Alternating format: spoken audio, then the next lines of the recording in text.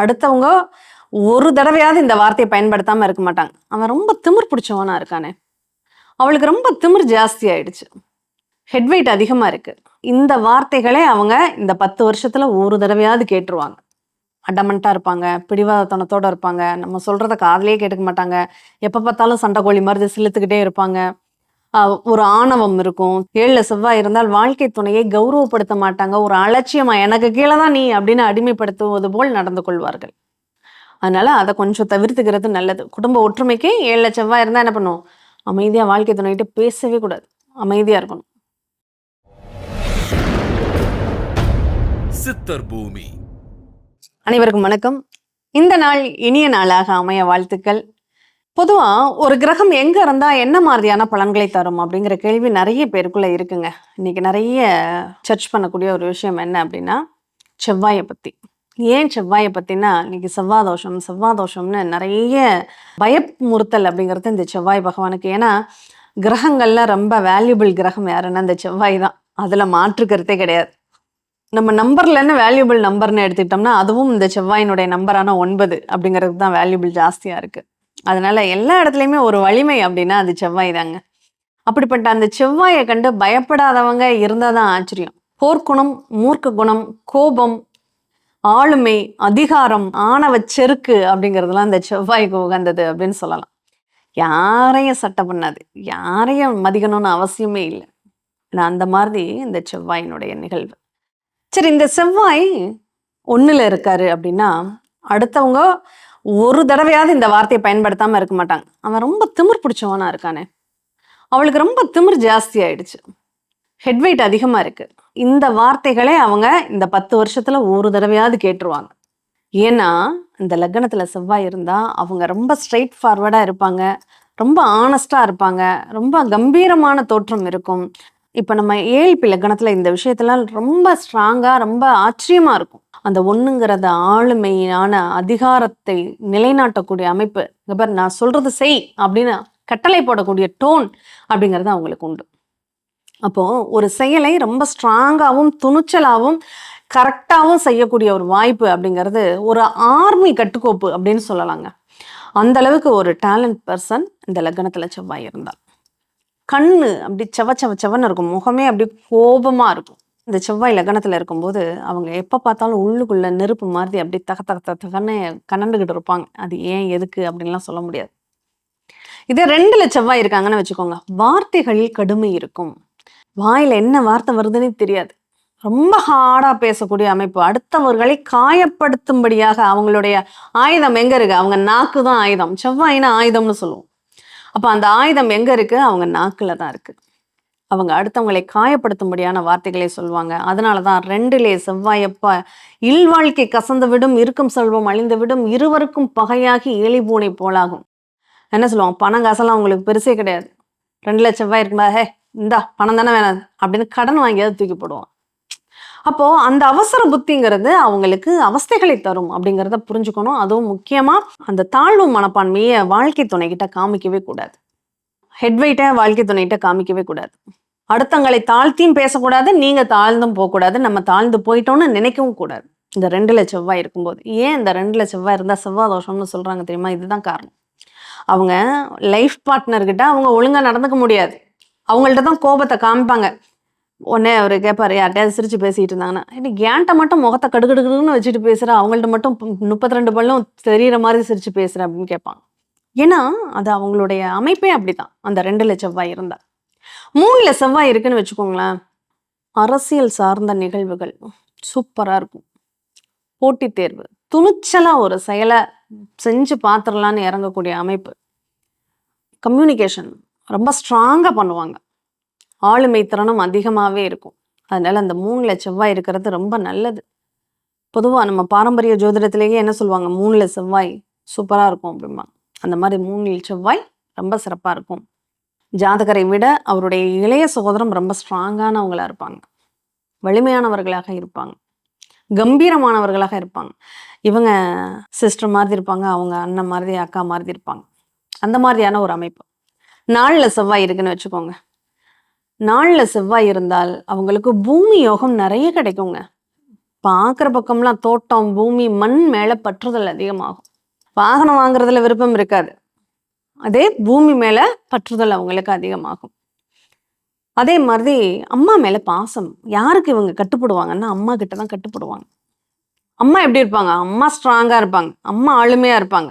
அம்மா அதட்டுனா ஜாதகர் அடங்கி போயிடுவாரு. அந்த மாதிரி இருப்பாங்க. 4ல இருக்கக்கூடிய செவ்வாய். 5ல செவ்வாய். மனம் ஸ்ட்ராங்கா இருக்கும். மனக்குழப்பமே இருக்காது.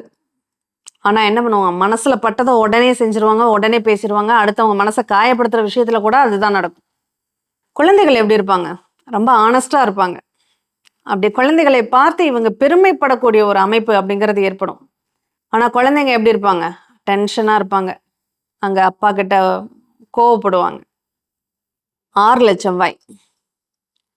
எதிரிகளை வெல்லக்கூடிய வாய்ப்பு. 6ல செவ்வாய் இருந்தா.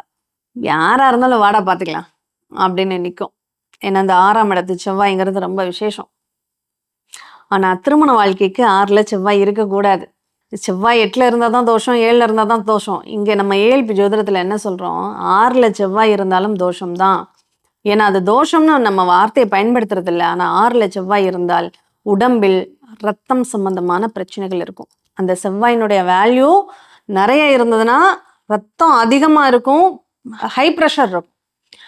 இல்ல குறைவா இருக்குன்னா லோ ப்ரெஷர் ஆகும், இம்யூனிட்டி பவர் ரொம்ப கம்மியா இருக்கும். இப்ப இது 6ல செவ்வாய் இருந்தால் ஏற்படக்கூடிய விளைவு. 7ல செவ்வாய் இருக்குன்னு வச்சுக்கோங்க. இவங்க சாஃப்டா இருப்பாங்க. ஆனா இவங்க ஆப்போசிட் வாழ்க்கை துணை எப்படி இருக்கும் தெரியுமா? நம்ம ஃபர்ஸ்ட் லக்னத்துல செவ்வாய் இருந்தா ஜாதகர் எப்படி இருப்பாங்கன்னு சொல்லுமே, அது மாதிரி தான் 7ஆம் பாவம். அடமன்ட்டா இருப்பாங்க, பிடிவாதத்தனத்தோட இருப்பாங்க, நம்ம சொல்றத காதுலயே கேட்டுக்க மாட்டாங்க. எப்ப பார்த்தாலும் சண்டை கோழி மாதிரி சிலுத்துக்கிட்டே இருப்பாங்க. ஒரு ஆணவம் இருக்கும், திமிரு, அலட்சியம். 7ல செவ்வாய் இருக்குன்னா ஏன் 7ல செவ்வாய் இருக்கக்கூடாதுன்னு சொல்றாங்க தெரியுமா?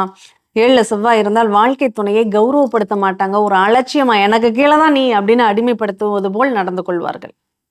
அதனால அதை கொஞ்சம் தவிர்த்துக்கிறது நல்லது. குடும்ப ஒற்றுமைக்கு 7ல செவ்வாய் இருந்தா என்ன பண்ணும்?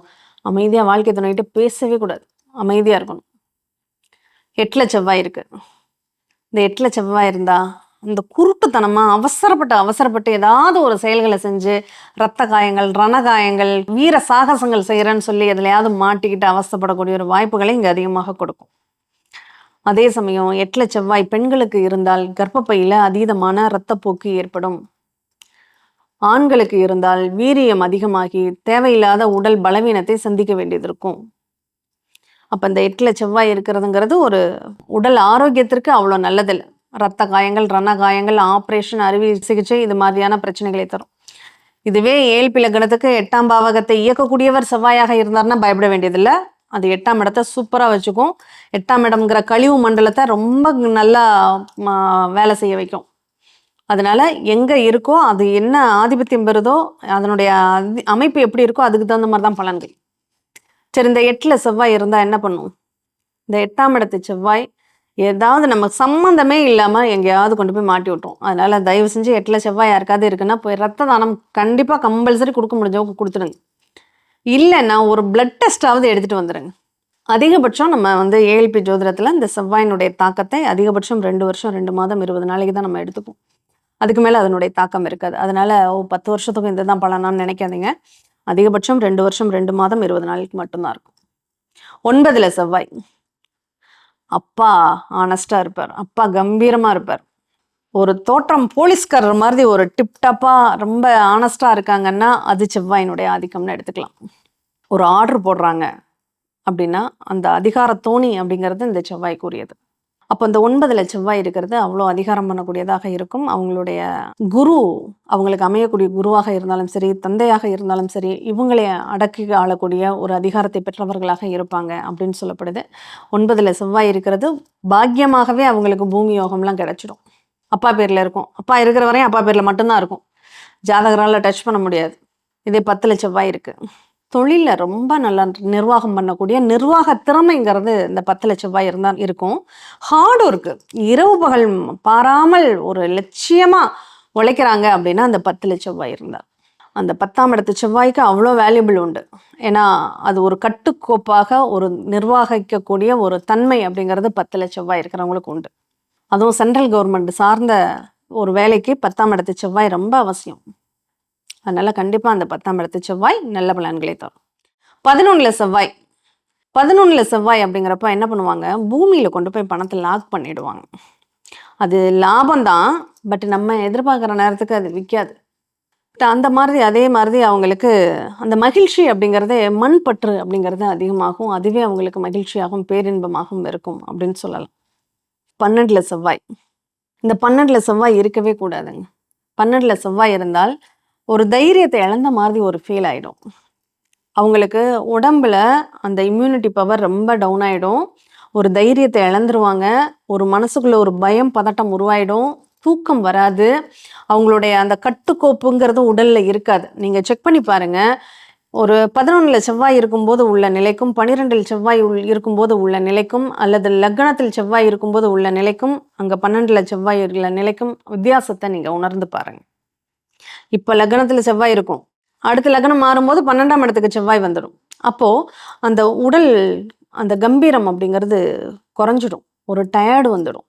அப்ப இதெல்லாம் 12ல் செவ்வாய். 12ல் செவ்வாய் அப்பா பலதோஷம் செய்யும் பார், பாம்பின் வாய் தேரை போல பரிதவிப்பார் ஜாதகரே அப்படின்னு சொல்லியிருக்காங்க. அந்த அளவுக்கு பிரச்சனைகளை தரக்கூடியது இந்த 12ஆம் இடத்து செவ்வாய். அதனாலதான் அந்த 2, 7, 8, 12ல செவ்வாய் இருந்தால் தோஷம் அப்படின்னு சொல்லியிருக்காங்க.